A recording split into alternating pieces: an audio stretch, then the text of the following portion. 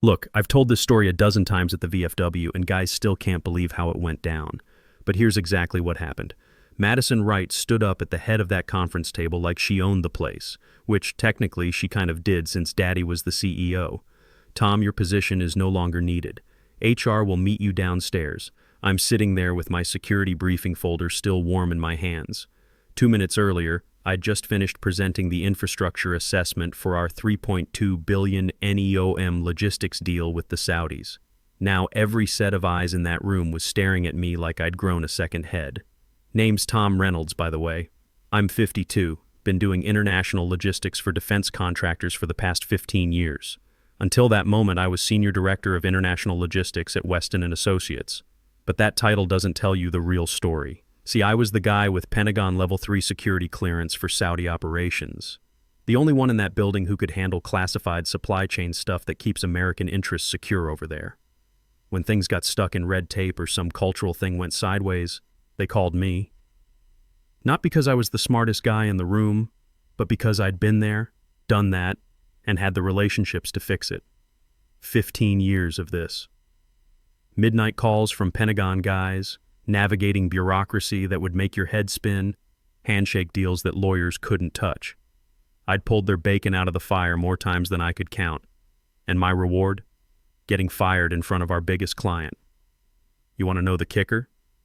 Just a week before, Madison had pulled me aside after one of our late strategy sessions. You'll be right there next to me for the signing, Tom. This is going to be historic for the company. I believed her. After 15 years, I figured loyalty went both ways. Shows you how much I knew. Madison Wright arrived at Weston about 18 months ago, right around my 13th year with the company. Fresh Stanford MBA, 34 years old, with one of those resumes that makes board members get all excited. Daddy's little girl, obviously, but she had the credentials to back it up.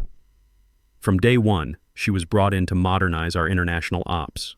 What that meant, I found out pretty quick, was getting rid of anything she couldn't put in a spreadsheet. Military relationships, old-fashioned. Security protocols, inefficient. The personal connections that had kept our Middle East business running smooth for over a decade, just unnecessary overhead. I remember the first team meeting after she arrived. She's got this PowerPoint presentation about digital transformation and streamlined processes. Half the slide deck was about eliminating redundant human touch points in favor of automated systems. I'm sitting there thinking, lady, you can't automate trust. But I kept my mouth shut. You don't survive 15 years in this business by picking fights on day one. Our first real clash happened about 6 months after she arrived. She'd fast-tracked a proposal for some defense work in Qatar without running it through proper Pentagon clearance. The document had specifications that straight-up violated ITAR regulations. You know, the stuff that keeps American military tech from ending up in the wrong hands. I caught it during my routine security sweep. Quietly flagged the violations, restructured the whole proposal to meet DoD guidelines, and sent it through proper channels. Contract went through without a hitch. Madison never asked how the final version passed so smooth. Hell, I don't think she even knew I'd touched it. But here's the thing. It mattered to me. Because the next week I'm walking past the boardroom and I hear her voice carrying through the half-open door. We're streamlining operations, she's saying. Too many layers slow us down. People like Tom Reynolds. Good guy, but he gets bogged down in outdated protocols. We don't need to babysit clients through military bureaucracy. We just need signatures. I'm standing there in the hallway with my coffee, and something cold just hits me right in the gut. Outdated protocols. She'd just written off 15 years of careful relationship building, of keeping American contractors out of international incidents, as babysitting. I didn't say anything. What was I going to do? March in there and throw a fit? That's not how you handle things when you've been around the block. But I filed that moment away. You know how it is. Sometimes you hear something that changes how you see everything else. The thing about Madison was, she had this way of making everything sound like progress. Efficiency metrics, digital solutions, scalable frameworks. But what she was really doing was tearing down relationships that had taken years to build. Like the time she decided our monthly check-ins with Pentagon liaisons were inefficient, wanted to replace them with quarterly reports. I had to explain to her that in the defense world, relationships aren't maintained through reports. They're maintained through showing up, being present, proving you're reliable when things get complicated. She looked at me like I was speaking a foreign language. From then on, every meeting with Madison felt like walking through a minefield. She'd push for speed, I'd make sure we stayed compliant. She'd send out half-reviewed proposals, I'd catch the problems before they became disasters. The whole time, she's acting like she's running the show, never noticing that I'm the one keeping it from falling apart. But I kept my mouth shut. Military training, you know? You don't let emotions mess up the mission. But underneath all the professional courtesy and perfect briefings, I was getting pretty fed up with the whole situation. The breaking point came about a year into her tenure. We were bidding on a massive logistics contract for joint operations in the Gulf. Madison had this brilliant idea to use an AI system to generate our proposal responses. Why spend weeks crafting personalized presentations when we can automate the whole process? I tried to explain that our Saudi partners expected certain protocols, certain acknowledgments of our shared history. That wasn't inefficiency, that was respect. But she was convinced her digital solution was the future. The AI-generated proposal was technically accurate, but completely tone-deaf. It read like a form letter, no acknowledgement of our military partnership, no understanding of the cultural significance of the project. I knew it would be dead on arrival, so I did what I always did. I quietly rewrote the sections that mattered, added the proper references, included the acknowledgments that would signal respect. Sent it through under her name. We won the contract, $1.8 billion over 3 years. Madison took full credit, of course, gave a presentation to the board about how her innovative approach had secured the biggest deal of the quarter. Never mentioned my rewrites, never acknowledged that her original version would have been rejected in the first meeting. That's when I started keeping copies of everything. By the time the NEOM deal hit the final stage, we were talking about serious money. $3.2 billion on the line, spread across defense logistics, infrastructure development, joint security operations, complex stuff that takes months to set up right. I'd been involved in every step, not because my job description said so, but because without my Pentagon clearance, the deal literally couldn't happen.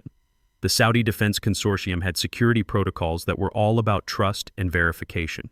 Every phase needed biometric authentication from the designated security liaison. That was me. Wasn't just some password thing either. This was verification of trust built on years of joint military operations and shared missions.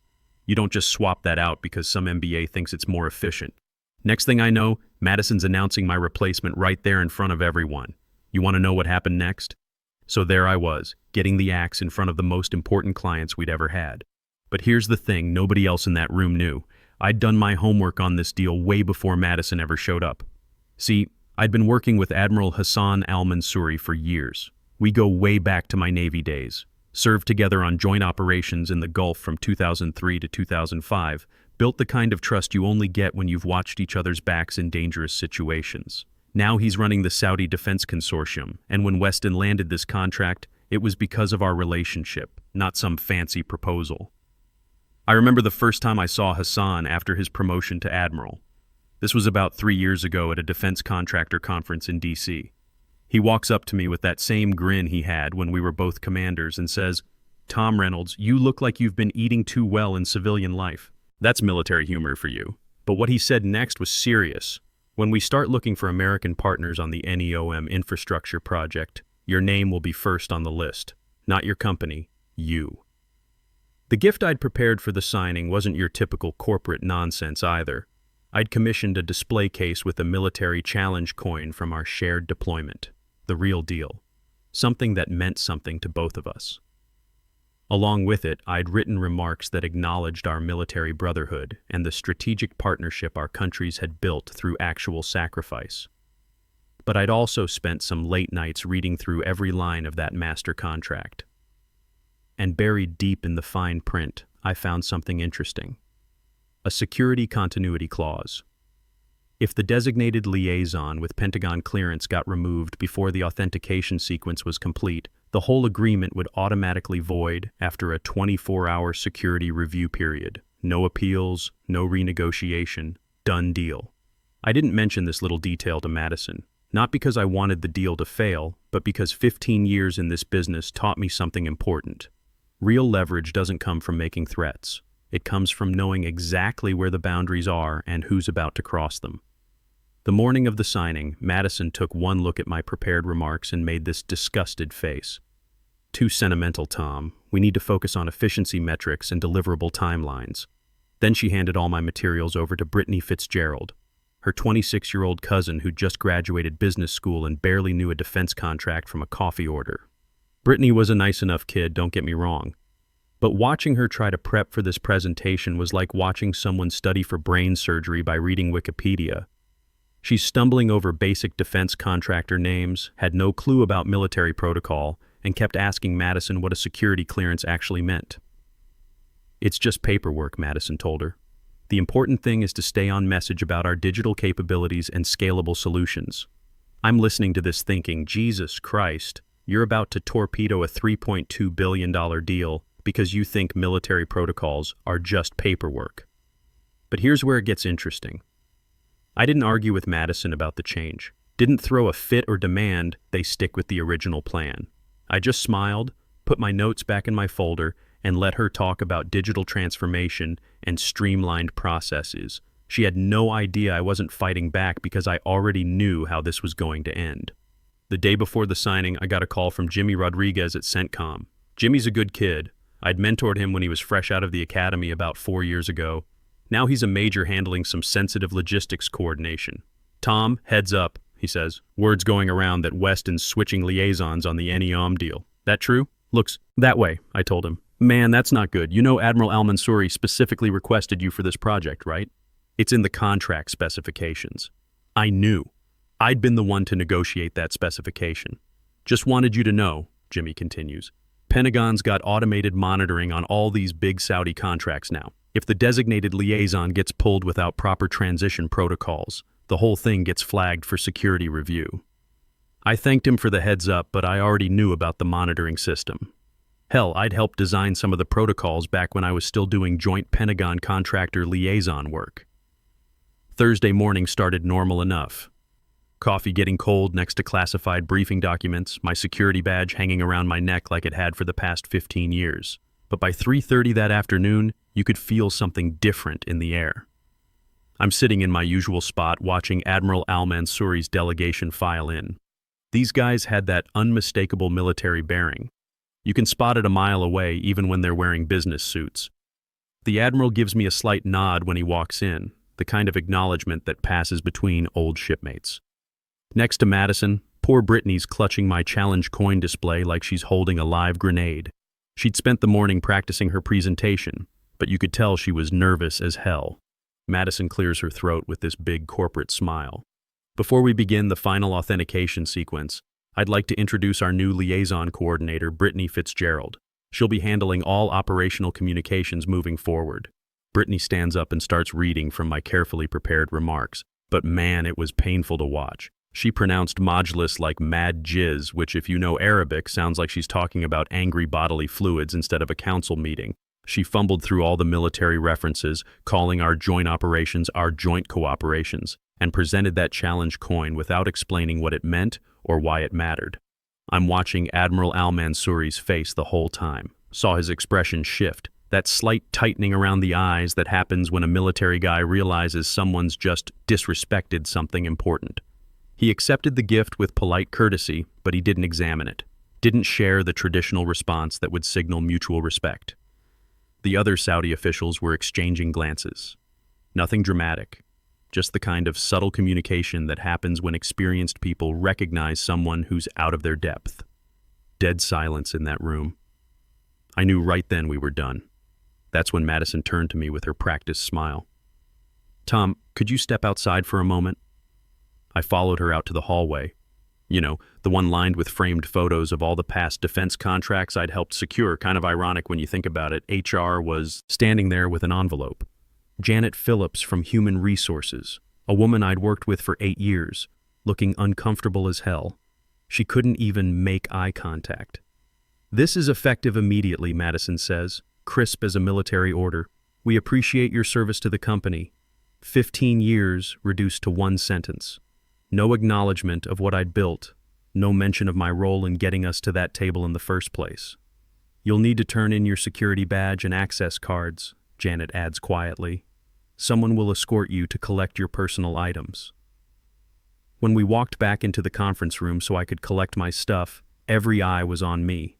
I wasn't about to give them the satisfaction of seeing me rattled, so I walked over to my chair, picked up my briefing folder, and looked straight at Admiral al-Mansouri. In Arabic, yeah, I picked up some language skills over the years. I said quietly, "May your decisions today be remembered with honor, my brother." He paused, then answered back in Arabic, "And may yours be as well, until we meet again." The translation hung in the air for a second before I walked out, but the real message had already been delivered.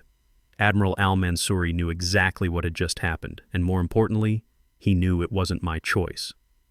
That night, I'm sitting in my apartment looking out at the Potomac, watching the lights across at the Pentagon. I didn't call anybody, didn't fire off angry emails. When you're about to watch a controlled demolition, noise just gets in the way. Want to know what happened next? Here's where it gets really good. Somewhere in a secure DoD server, the authentication system was already processing my removal. See, my security clearance had been hard-coded into that NEOM agreement as the primary liaison. When HR deleted my access that afternoon, it wasn't just some employee record disappearing from their system. It was a trigger. At 8:47 p.m., my secure phone buzzes with an encrypted notification. One line, primary clearance removed, Security Protocol 7 engaged, 24-hour review initiated. Protocol 7. That's Pentagon speak for immediate suspension of all classified operations until a replacement liaison with equivalent clearance gets verified and approved by DoD oversight. Given how specialized the NEOM project was, that process would take months if it happened at all. I set the phone down and poured myself a bourbon. This wasn't some dramatic revenge fantasy, no grand speeches or public humiliation. This was just a quiet, inevitable consequence written right into the security framework they'd been so eager to ignore. Around 9:15, another message came through. This one from Jimmy Rodriguez at CENTCOM. 3 words: "Tomorrow gets interesting." I read it twice, then powered the phone off. You know what real control is? It's understanding which dominoes are already falling and having the discipline to just let them hit the ground. Next morning, I'm at my kitchen table reading the news over coffee when it started. 9:30 a.m. Saudi Defense Consortium withdraws from 3.2B agreement citing security protocol violations. The market got it immediately. Within 20 minutes, Weston and Associates stock dropped 8%, then 12%. By the time I finished my second cup, it was down 16% and still falling. But here's where it gets really good. Someone had leaked the security continuity clause to the financial press. They broke it down in plain English for their readers. Remove the cleared liaison mid-process, and the entire defense contract automatically voids after mandatory security review. No exceptions. The article spread like wildfire through the defense contractor networks. These guys don't mess around when it comes to security protocols. Words like negligence and oversight started showing up in industry publications. In our business, that's like having unreliable tattooed on your forehead. Then came the video. Someone from Admiral al-Mansouri's team had been recording the meeting for their records. They edited together a highlight reel of Brittany's presentation. Every mispronounced term, every fumbled military reference, every moment where she clearly had no idea what she was talking about. Within 4 hours, that clip had been viewed over 250,000 times across military contractor channels. The captions were brutal, but accurate. Know Your Partners was trending in defense industry circles. I'm watching all this unfold from my living room, just shaking my head. There was no satisfaction in it, really, just the steady realization that some people have to learn the hard way that details matter in this business. Around noon, my old buddy Mike Patterson calls. He's working contracts over at Raytheon now. Holy hell, Tom. What happened over there? Madison Wright happened, I told him. Kid thought she could streamline her way through Pentagon protocols. Jesus. Word's already out that you got canned right before the signing. Every major contractor in town is talking about it. That's when I knew it was really over for them. In the defense world, reputation is everything. Once word gets out that you don't respect the people who built your relationships, nobody wants to work with you. Friday afternoon, the headlines shifted from the deal to the leadership. The Pentagon had quietly placed Weston and Associates on administrative review, effectively freezing all their current defense contracts pending investigation. Stock was in complete freefall, and the board was demanding answers. I wasn't in their emergency board meeting, but I've sat through enough of them to picture exactly what went down. The long mahogany table, directors with tight lips and tighter schedules, video screens full of increasingly worried investors from 3 time zones. My phone kept buzzing with calls from former colleagues. The story they were telling was pretty much what I expected. First, they grilled Richard Wright, Madison's daddy. How could such a basic security requirement have been overlooked?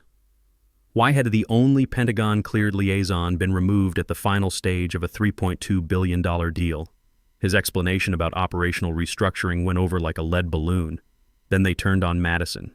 Why had she replaced the company's most experienced Middle East coordinator during the most critical negotiation in company history? Her speech about efficiency and modernization was met with dead silence. The killing blow came from General Patricia Hayes, returnees, one of their biggest defense industry investors. She'd worked with me personally on 3 major contracts over the years, knew exactly what I brought to the table. "Do you even know who Admiral al-Mansouri trusted in that room?" she asked Madison point blank. The answer, obviously, wasn't Madison. Never had been. Word reached me that evening through Sarah Martinez, my old assistant, who'd managed to survive the purge. The board had instructed Madison to reach out to me personally, not the CEO, not HR. Madison herself was supposed to call and try to fix this mess. I didn't answer when she called, didn't return the first voicemail or the second or the third. Sometimes the most powerful thing you can do is absolutely nothing. By Monday morning, everything changed again. But this time it was my phone ringing with good news. The invitation came through a secure courier Monday morning. Heavy paper, official Department of Defense letterhead, the kind that makes you straighten up just holding it. Admiral al-Mansouri's office wanted to see me in Washington Tuesday at 10:00 a.m. I arrived 15 minutes early at their K Street office. The reception area was all polished granite and understated class, the kind of place that whispers serious money without shouting about it. The receptionist, a retired Marine with the bearing to prove it, greeted me like he was talking to a fellow professional. They led me into a conference room where Admiral al-Mansouri was waiting with 2 senior partners I knew from our joint operations days, Colonel James Patterson, returnee, and General Patricia Hayes, returnees, the same General Hayes who'd been asking the tough questions at Weston's board meeting. "Tom," the Admiral said, standing to shake my hand, still had that command presence even in a business suit. "We'd like you to join us as Senior Strategic Advisor for our North American defense operations."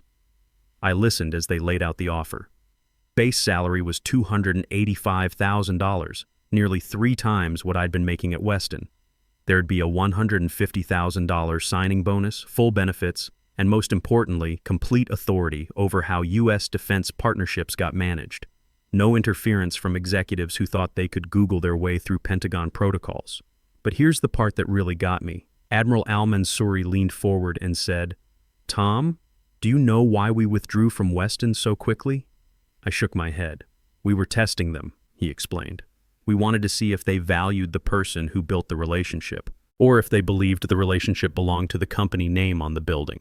When they removed you 24 hours before final authentication, they answered our question." The room went quiet for a moment. Not awkward quiet. The kind of quiet that happens when something important gets said and everybody knows it. "Plus," Colonel Patterson added with a grin, "we saw that video of the presentation. Mad jizzes instead of majlis? Come on, that's just disrespectful." I had to laugh at that. Military guys appreciate straight talk. I signed their agreement right there. When we shook hands, Admiral al-Mansouri smiled. "It's good to work with someone who understands that trust gets earned through service, not quarterly reports." Walking out of that building, the whole city looked different, sharper, somehow. For the first time in weeks, I wasn't carrying around the weight of being undervalued. I was carrying the weight of being chosen by people who actually understood what I brought to the table.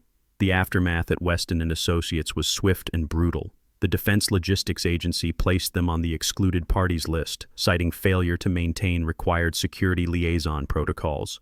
That's bureaucrat speak for you're blacklisted. Contracts worth over $8.5 billion in projected revenue over the next 5 years just evaporated. Gone. Their biggest competitors moved in within days, picking up the pieces like vultures at a roadkill buffet. Madison got quietly reassigned to domestic digital initiatives. Corporate speak for as far away from anything international as we can possibly put you. Her modernization revolution had lasted exactly 18 months before it crashed and burned. Richard Wright, Daddy CEO, lasted another 3 months before the board forced him into early retirement. Turns out investors don't like it when you let your daughter destroy a decade and a half of carefully built relationships because she thought military protocols were inefficient. But here's the thing. I didn't need to gloat about any of it. Didn't even think about them much anymore. Their world and mine had completely separated. 6 months later, I'm sitting in my new office with a view of the Washington Monument, working with people who get it. People who understand that some things can't be modernized, digitized, or streamlined away. Trust built through shared service. Relationships forged through mutual respect. The quiet satisfaction of knowing your worth isn't determined by somebody who never understood the game you were playing. The NEOM project? Admiral Al-Mansouri's consortium found new American partners within 3 weeks. A smaller firm in Texas run by former military guys who knew the difference between efficiency and effectiveness, between innovation and respect. My old buddy Mike Patterson called me last month. "You hear about Weston's latest quarterly report?" he asked. "Nope. Don't really keep track anymore. Down 47% year over year. Word is they're looking at layoffs, maybe bankruptcy if they can't turn it around." I felt nothing, really. No satisfaction, no regret. Just the quiet certainty that some lessons cost more than others. These days, I'm working on a $4.2 billion infrastructure project with 3 different allied nations. My security clearance got upgraded instead of downgraded. I've got a team of 12 people who actually listen when I tell them why certain protocols exist. Last week, a young MBA fresh out of school started asking me about streamlining our authentication processes to make them more efficient. I looked at him for a long moment, then said, "Son, let me tell you a story about a company that tried to modernize their way through Pentagon security protocols." He listened, took notes, asked good questions.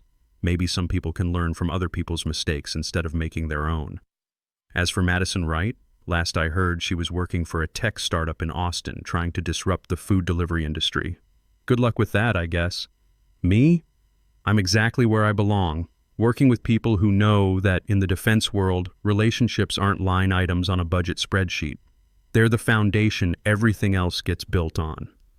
And that's worth more than any modernization initiative Weston and Associates ever dreamed up.